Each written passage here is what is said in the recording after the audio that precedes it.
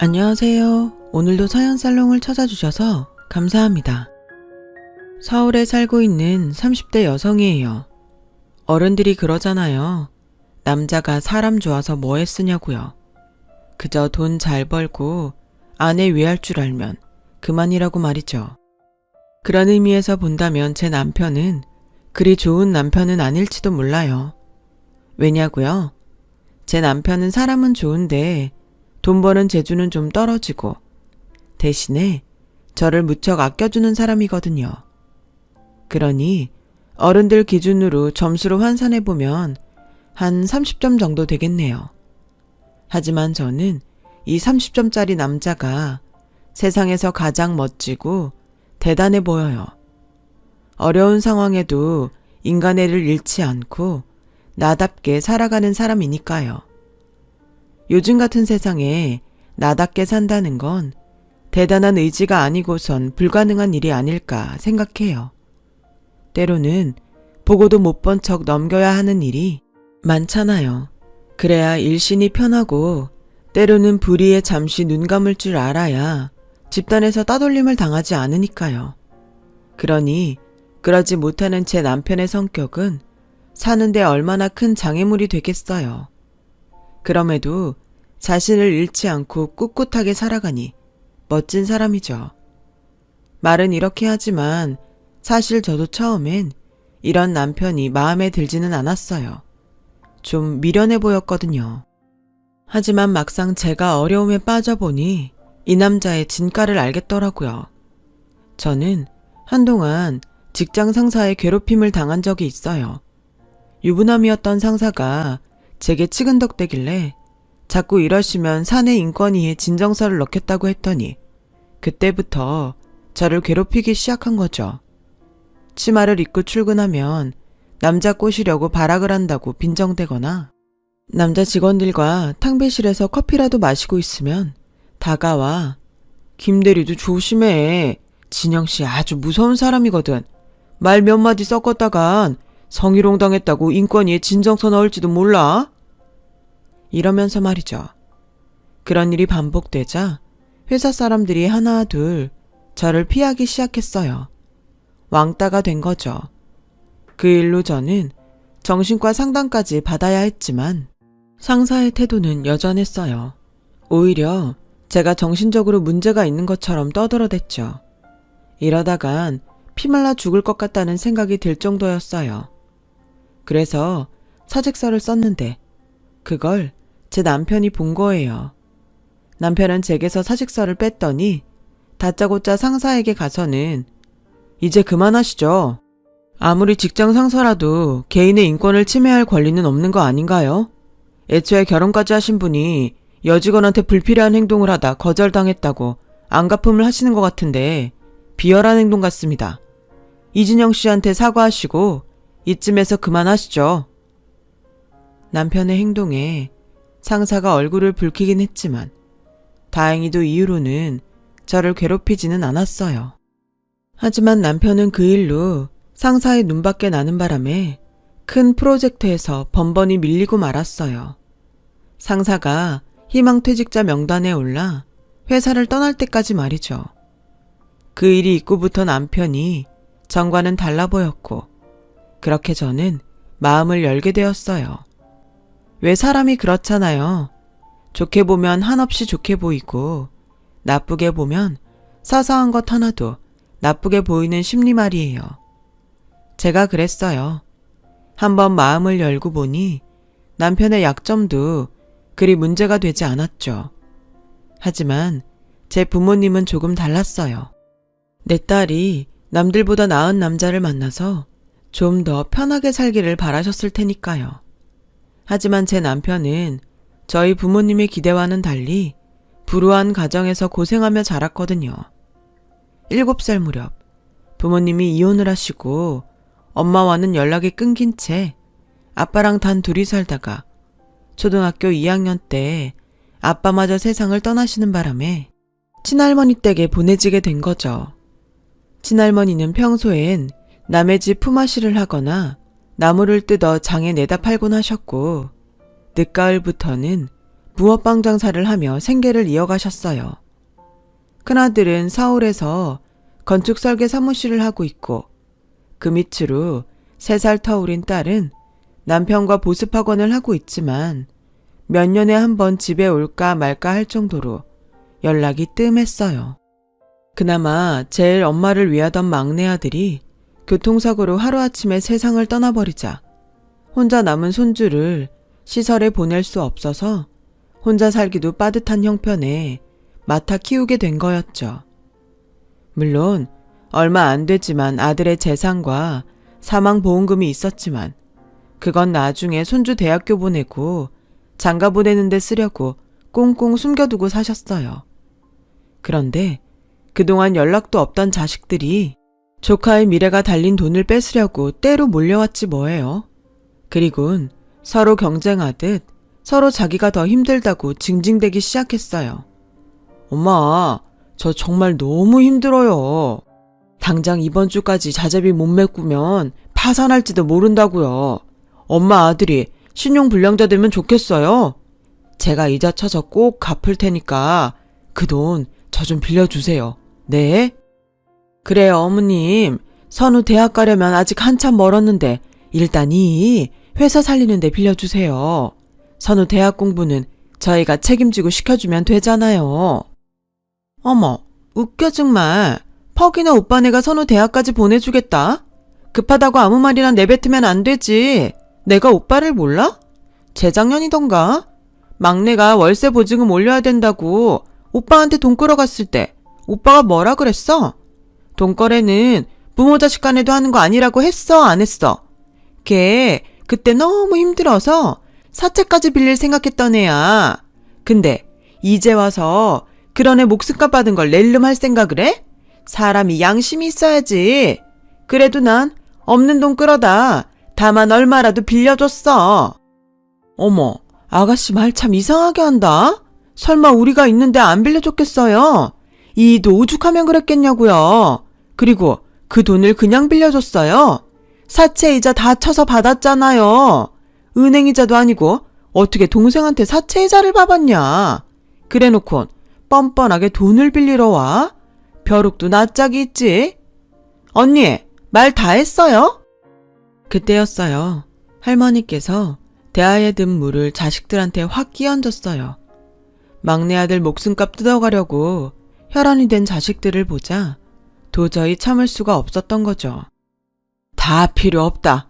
그 돈은 아무한테도 안 빌려줘.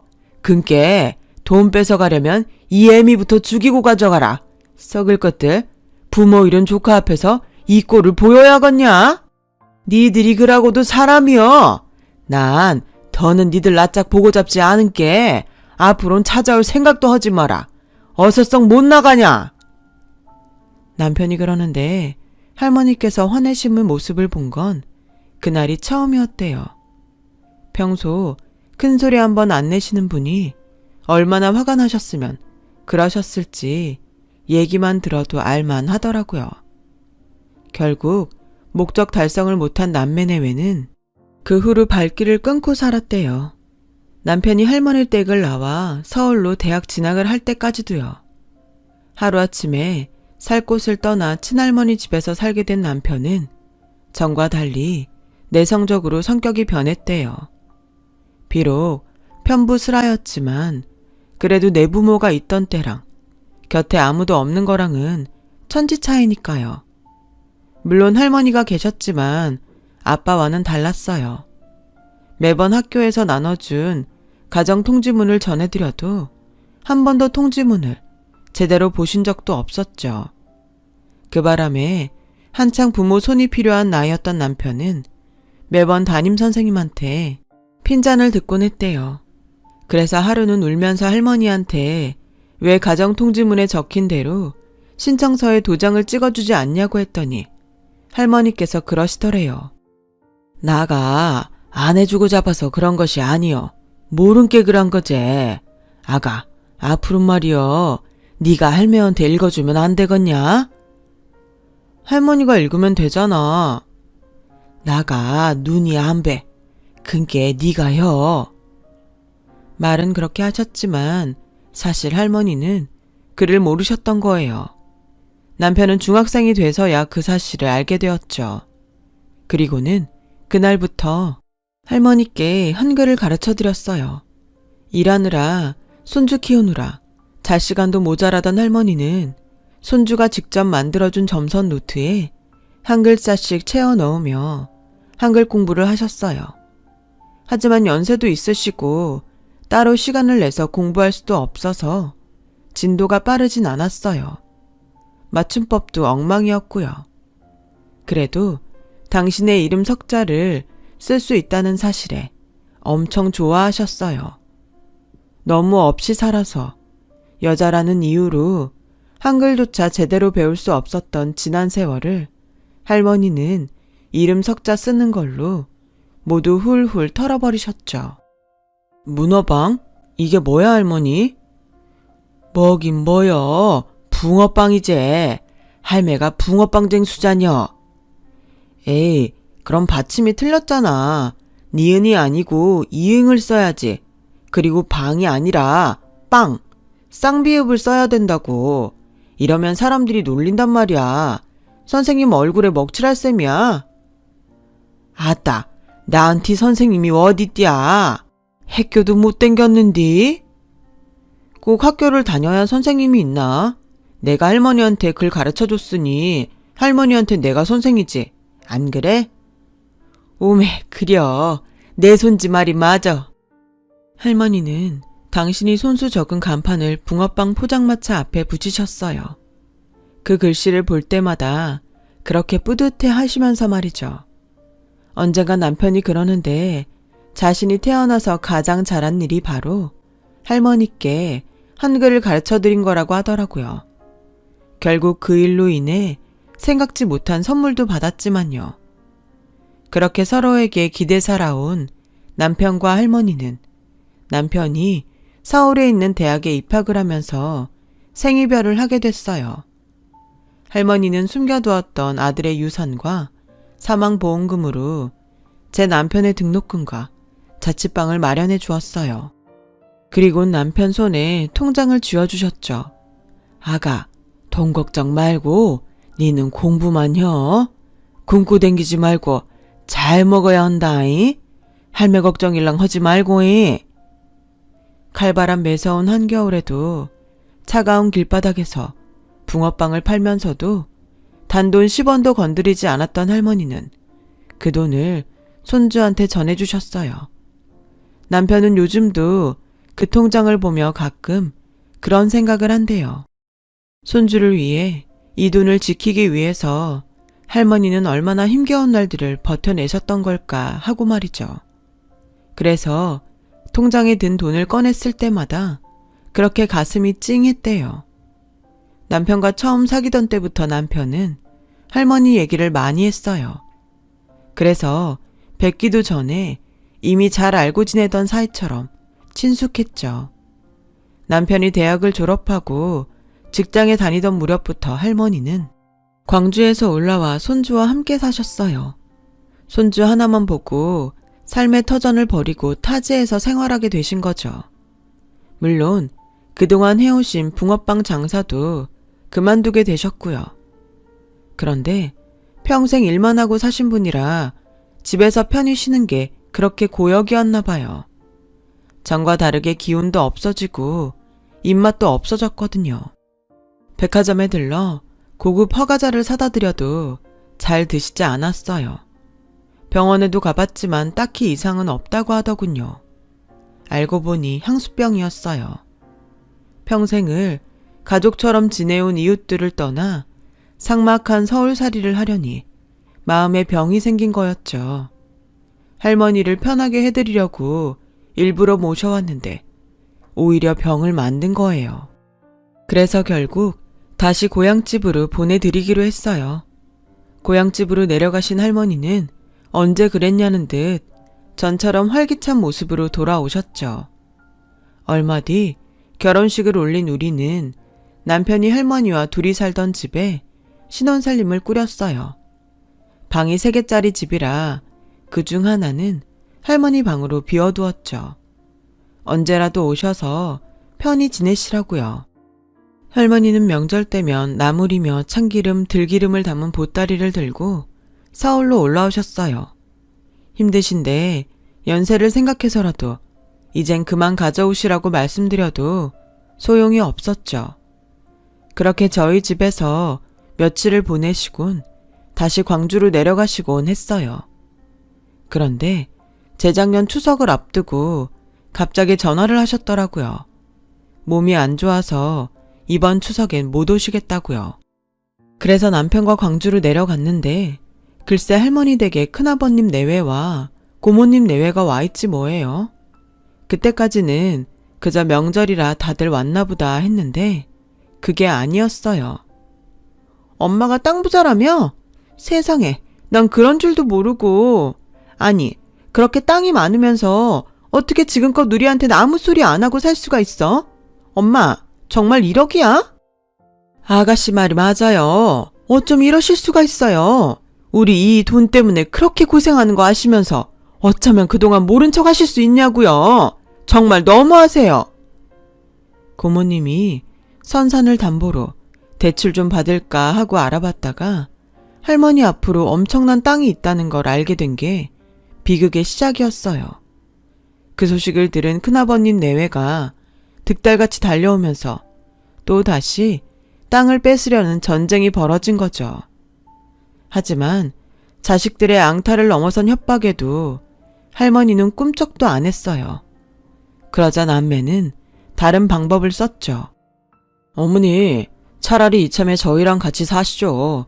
안 그래도 연세도 있으신데 혼자 계시는 게 내내 걱정이었거든요. 아예 저희랑 같이 올라가세요. 그래요, 어머님. 애들도 다 커서 집에 빈 방도 많아요. 저희랑 가세요. 어머? 언니가 언제부터 우리 엄마를 챙겼다고 그래요? 됐으니까 엄마, 우리랑 가요. 며느리보다는 딸이 편하지 않겠어요? 그동안 명절은 물론 할머니 생신 때도 전화 한 통 없던 인간들이 땅에 눈이 시뻘게 져선 서로 할머니를 모시겠다고 난리더라고요. 남편과 저는 그 모습에 진저리가 쳐졌어요. 하지만 섣불리 끼어들었다간 저희도 땅 때문에 할머니를 노리는 것처럼 보일까봐 아무 말도 할 수 없었죠. 그래서 결국 할머니는 서울 큰아들 집으로 가게 되셨어요. 그날 이후 할머니 소식이 궁금하긴 했지만 큰댁에 전화를 드려도 할머니와는 통화조차 할 수 없었어요. 그러다 몇 개월 뒤 고모님이 큰 집에 들이닥쳐 할머니를 뺐다시피 데리고 갔다는 얘기를 들을 수 있었죠. 고모님 말로는 며느리한테 구박받으며 사느라 팍 늙어선 피골이 상접해 있길래 자기가 모시고 간 거라고 했지만 그 말도 믿을 순 없었죠. 고모님 댁으로 거처를 옮기신 할머니는 가끔 저희 남편한테 전화를 하셨어요. 오메 내 새끼 잘 살고 있냐? 할매는 잘 살고 있다. 밥도 잘 먹고 잠도 잘 자고 호강하고 살고 있다. 우리 손지 며느리는 잘 있냐? 그것이 손발이 차서 걱정인데 요샌 어떻게 지낸디야? 네, 잘 지내고 있어요. 그나저나 할머니 목소리가 왜 그렇게 힘이 없어요? 어디 아프신 거 아니에요? 암시롱 않다. 네 고모가 밥도 잘 주고 옷도 이쁜 걸로 사다 주고 나가 아주 호강하고 산다. 그께 걱정을 말아야. 알겠제? 호강하고 사신다는 말을 곧이곧대로 믿은 건 아니지만 그래도 목소리라도 들을 수 있어서 다행이라고 생각했어요. 그래서 남편이랑 고모님 댁에 가겠다고 했더니 고모님이 수화기를 뺏어 들곤 됐다. 올 것 없어. 니들 와봤자 나만 더 힘들어. 어른 모시면서 손님 치르는 게 쉬운 일인 줄 아니? 전화로 자주 안부 전하면 되니까 그렇게들 알아. 한사코 저희들 방문을 거절하셨어요. 그때 의심을 했어야 했던 건데 그렇게 1년쯤 지난 어느 날이었어요. 제가 첫애를 임신하게 되었죠. 기쁜 소식을 할머니께 알려드리려고 고모님 댁에 전화를 했는데 말도 안 되는 핑계를 대면서 할머님을 바꿔주지 않는 거 있죠. 그래서 혹시 어디 아프신 거냐고 물었더니 대뜸 이러는 거예요. 예쁘다 예쁘다 하니까 아주 어른 상투까지 잡으려드네. 설마 내가 엄마를 어떻게 했을까봐 이러는 거야? 괜히 쓸데없이 끼어들지 말고 네 할 일이나 해. 그러곤 전화를 끊어버렸어요. 그렇게 며칠이 지났는데 불안한 마음이 가시지 않는 거예요. 그래서 남편한테 있었던 얘기를 했죠. 그랬더니 남편이 바로 고모님 댁으로 달려간 거예요. 그리고는 다음 날이 돼서야 집으로 돌아왔더라고요. 한숨도 못 잤는지 몰골이 말이 아니었어요. 그래, 무슨 일 있었냐고 물었더니 글쎄, 할머니가 사라지셨어. 날도 추운데 겉옷도 안 걸치시고 집을 나가셨다지 뭐야. 온 동네를 다 뒤져봤는데 없어. 우리 할머니 잘못되면 어쩌지? 바닥에 주저앉아 서럽게 우는 남편을 보니 제 가슴이 다 찢어지는 것 같았어요. 엄동설 안에 어디서 뭘 하고 계시는지 할머니도 걱정이 됐고요. 그래서 남편을 이끌고 광주로 가보려고 집을 막 나섰는데 글쎄 할머니께서 옆 골목 집 앞에서 오들오들 떨고 계시지 뭐예요. 남편은 득달같이 달려가 할머니께 겉옷을 벗어드렸어요. 할머니, 왜 여기 있어? 이렇게 추운데 여긴 어떻게 온 거야? 그러자 할머니는 창백한 얼굴로 파리하게 미소 지으시며 그대로 쓰러지고 말았어요. 병원에 모시고 가보니 저체온증에 영양실조까지 걸려있다고 하더군요. 그동안 제대로 못 드시고 살았는지 몸 곳곳엔 부스럼까지 생겨 있었어요. 그 모습을 보니 나도 몰래 눈물이 흐르더군요. 제가 이러니 남편은 오죽했겠어요. 당장 고모한테 따지러 가겠다고 하는 걸 제가 뜯어 말렸죠. 당신이 이러면 어떡해. 지금은 할머니 건강이 더 중요한 거 아니야? 할머니 깨어나시면 그때 찾아가도 되잖아.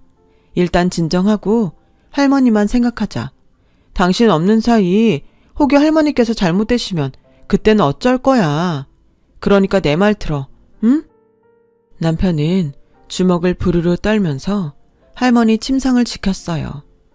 하루 동안 의식이 없던 할머니는 병원에서 놓아준 영양제 링거를 맞고 다음날 새벽녘에 정신을 차리셨어요. 정신을 차리신 할머니는 당신 침상에 얼굴을 묻고 잠든 손주의 머리카락을 쓰다듬어 주시며 그러셨대요. 오메 귀한 내 새끼, 눈에 넣어도 안 아플 내 새끼, 밥은 잘 먹고 댕기냐? 집 나간 마누라 대신 우리 손지 먹여 살리느라 고생이 많다. 어메가 니 줄라고 붕어빵 팔아 땅도 사고 논도 사고 다 사놨다. 조금만 지둘려라이. 손주를 당신의 아들로 착각하신 건지 할머니는 밤새 알다가도 모를 말을 이어가셨죠.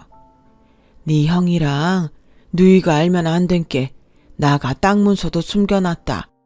우리 선우가 맹글어준 한글 공책 아니냐. 그 공책에 잘 넣어두었은게 그 땅 팔아 우리 선우랑 잘 살아야 한다. 어메가 주는 선물인게. 이미 잠에서 깬 남편은 소리 죽어 울면서 그 얘기를 들어야 했죠. 자신을 당신 아들로 착각하시는 할머니께 잠시라도 아들 노릇을 해드리고 싶었으니까요. 그리고 다음날 남편이 눈을 떠보니 할머니께선 곱게 잠드신 채 그대로 하늘나라로 가버리셨더라고요. 남편의 머리카락을 쓸어주시며 말이죠. 할머니의 장례기간 내내 남편은 정말 많이 울었어요. 밥도 한술 떠넘기지 못한 채 말이죠. 반면 큰아버지 내외와 고모님 내외는 사라진 땅 문서를 찾느라 혈안이었죠. 큰아버지가 장례식장을 지키고 있는 사이 큰어머니가 광주 고향집에 가서 집안을 온통 뒤졌던 모양이에요. 뒤늦게 그 소식을 들은 고모님은 고모부를 고향집으로 내려보냈죠.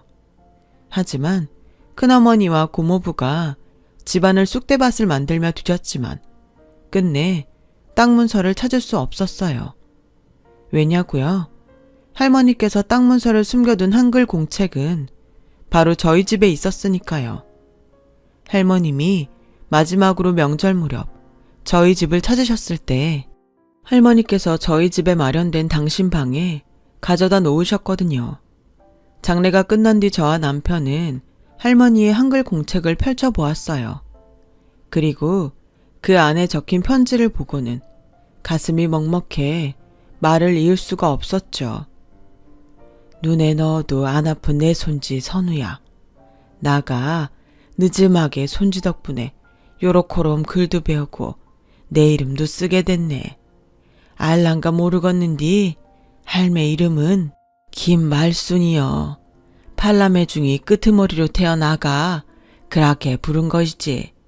근데 그 이름을 나가 70이 넘어서야 쓰게 되었다. 그것이 다 우리 손지 덕분이여. 할매가 그 은혜는 평생 못 잊는다. 고마워요. 감사합니다. 그러고 이 땅은 나가 글 배워준 선생님한테 주는 월사금인게 요긴하게 잘 써야 한다. 나가 보태긴 했어도 네 애비 보내고 받은 돈으로 산 것인게 애초에 단 이것이여. 근께 네가 가져가 쓰는 게 만든 것이다. 행여라도 큰아배랑 고모가 단락함은 이 편지를 배줘라. 그러면 암시롱도 못할 것인게 할매가 주는 월사금인께로 알겠냐? 네가 태어날 적에 하도 이삐서 봄은 달아날까봐 애껴봤다. 니는 내한테 그런 손지다. 근께 할매 잊지 말고 기억해라. 남편은 할머니의 노트를 끌어안고 어깨가 들썩일 정도로 오열했어요. 보기만 해도 다를까봐 아껴봤던 손주를 남겨놓고 가셔야 했던 할머니를 추억하며 말이죠. 그리고 얼마 뒤 남편은 집으로 큰아버지 내외와 고모님 내외를 불렀어요. 처음엔 바쁘다고 안 온다던 사람들이 땅 문서를 찾았다고 하니 득달같이 달려왔더군요. 그리고는 빚 받으러 온 빚쟁이처럼 들어서자마자 땅 문서를 내놓으라고 윽박질렀어요. 금방이라도 달려들어 물어 뜯을 것 같은 사람들 앞에 남편은 할머니가 남겨주신 땅 문서를 내던졌어요. 고작 이것 때문에 그러셨어요? 골방에 할머니를 가둬두고 땅 문서 안 내놓는다고 굶기고 겉도 모자라 그 추운 날 내쫓으셨냐고요. 당신들은 사람 새끼도 아니야. 여우도 죽을 땐 고향 쪽으로 고개를 돌린다는데 어떻게 제 부모한테 그럴 수가 있냐고. 그러고도 땅은 탐났나 보지? 땅 문서 찾았다는 말에 기를 쓰고 달려온 거 보니. 근데 당신들이 원하는 대로 되진 않을 거야. 이미 할머니께서 내 앞으로 명의이전 해놓으셨으니까. 나 이 땅에서 흙 한 줌도 당신들한테 안 줄 거야. 무정한 자식들 손에 돌아가신 할머니를 생각해서라도 절대로 안 줄 거라고. 그러자 큰아버지가 달려들어 남편의 뺨을 쳤어요. 그리고는 죽일 듯 노려보며 그러더군요. 애미애비도 없는 놈이 어디서 까불어. 니깟 놈이 이렇게 나온다고 이 땅이 다 니 차지가 될 것 같냐? 무식한 놈 어림도 없어. 재판 걸면 우리한테 유산상속 유류분은 넘어오게 돼 있으니까 대가리에 피도 안 마른 게 어디서 건방을 떨어. 배은망덕한 놈. 애미애비 없는 건 큰아버지도 마찬가지 아닌가요? 그리고 뭐요? 유산상속 유류분이요? 웃기고 있네. 이게 누구 재산인데 당신들이 유산상속을 운운해요? 이거 우리 아빠 사망보험금으로 산 땅이에요. 못 믿겠으면 광주 가서 동네 사람들한테 물어보라고요. 이 땅 살 때 다리 놓아준 게 이장님이니까 직접 가서 물어보라고요. 애초에 지들 것도 아닌 땅 가지고 폐륜을 저질렀다니 창피한 줄 아세요. 오늘 제가 오라고 한 건 땅 문서 때문이 아니라 내가 당신들 고소할 거라는 걸 알리기 위해서예요. 노인 학대에 감금 협박, 그리고 영하로 떨어진 날씨에 집 밖으로 내쫓아 사망에 이르게 한 살인죄까지. 당신들이 할머니한테 저지른 만행 법정에서 달게 받으란 말입니다. 남편의 말이 떨어지기가 무섭게 두 집 내외는 서로 눈치를 보며 서로 떠넘기기에 바빴어요. 고모님은 할머니를 방에 가두고 굶긴 건 자기가 아니라 큰오빠라고 소리쳤고, 큰아버지는 한겨울에 엄마를 길바닥으로 내몰아 죽게 한 건 다 여동생이라며 서로를 힐난했어요. 한바탕 소란을 피우는 바람에 이웃이 경찰에 신고를 했고 결국 두 집 내외는 파출소로 끌려가게 되었죠. 그 후로 반년이 지난 지금 큰아버지와 고모님을 상대로 한 재판은 아직도 진행 중이에요. 요즘은 CCTV도 많고 녹화며 녹취가 가능한 전자기기도 많아서 의외로 증거가 많이 확보된 상태라 실형을 면하긴 어려울 것 같다고 하더라고요. 당연한 결과이긴 하지만 생각할수록 참 씁쓸하네요. 그리고 저는 출산을 앞두고 있어요. 아이를 낳을 때가 다 돼서 그런가 요즘 들어 할머니 생각이 더욱 나네요. 제 손발이 차다고 늘 손으로 문질러 주시던 그 온기도 그립고요. 생각난 김에 내일은 남편과 할머니 산소에 다녀와야겠어요. 가서 증손주 무사히 잘 낳게 해달라고 부탁도 드리려고요. 아마 하늘나라에서 도와주시겠죠? 지금까지 제 사연을 들어주셔서 감사드려요. 들어주신 분들 모두 건강하시고 원하는 일 다 이루시길 바랍니다. 여러분, 사연 댓글에 응원과 현명한 조언 부탁드려요. 좋아요와 구독은 저에게 큰 힘이 됩니다. 오늘도 좋은 일 가득하세요.